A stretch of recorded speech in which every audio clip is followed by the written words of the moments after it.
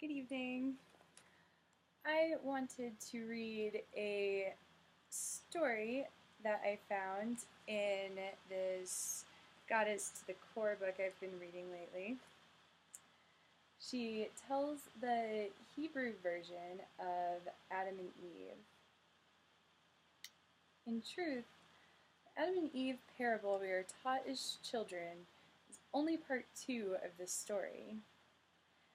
In part 1, there is also a woman named Lilith. Lilith is Adam's first partner, but because she wants to be equal to Adam, Lilith refused to lie beneath him. She confronts both Adam and God, and in the end she leaves Adam, defying patriarchy, refusing to take a submissive sexual posture, and rejecting marriage altogether because it would require her to live under Adam's authority. Lilith becomes what all tyrants fear, a person who is aware that she is enslaved. She then transforms herself into a snake and hides in a tree in the garden of good and evil. When Adam asks God for a woman to lie beneath him, he offers his rib to God and is rewarded with Eve, a beautiful young maiden who naturally will agree to lie beneath him since she is made from his body. Lilith, disguised as a snake, befriends Eve and whispers in her ear about the ways of the universe. Empowered by Lilith's wisdom, Eve eats the apple, which represents sweetness and oneness with God and nature, and in other words, enlightenment. In ancient times, men feared Lilith because she knew the power of her sexuality, and she knew that her sexuality had power over men.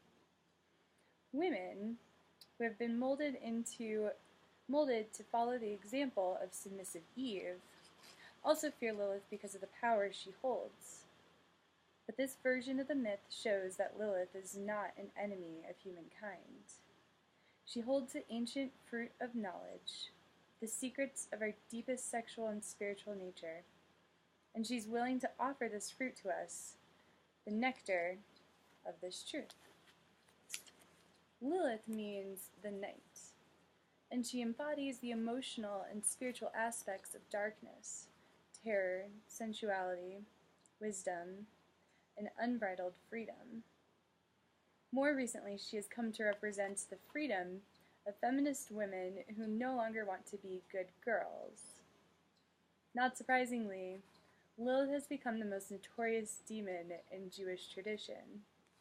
This persona grew in parts out of repression of sexuality, repression of the freedom of women, and repression of the following question: what if I left it all behind? As women, as a whole, wake up to their own mistreatment and ask questions about sex, freedom, and choice, Lilith becomes a complex, beautiful representation of our own desires.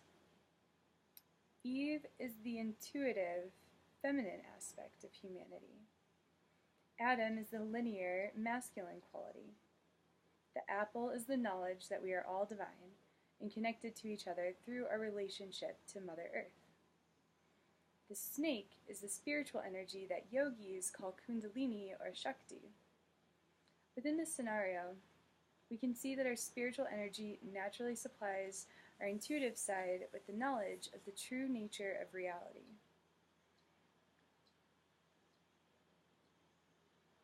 However, when our intuitive side shares this knowledge with our linear, calculating side, shame and fear always result.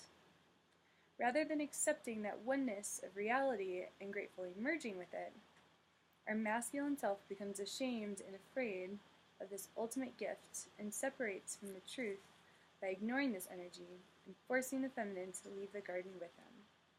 What's worse, he blames the feminine, and woman is forever tainted by the cause of original sin. When we accepted the shame of Adam and the guilt of Eve, not only did we lose the chance to experience the true reality of total connectedness, otherwise known as paradise, we are also made to feel ashamed of our hunger for knowledge. We need to rewrite the story and allow our male side to embrace the knowledge of feminine intuition.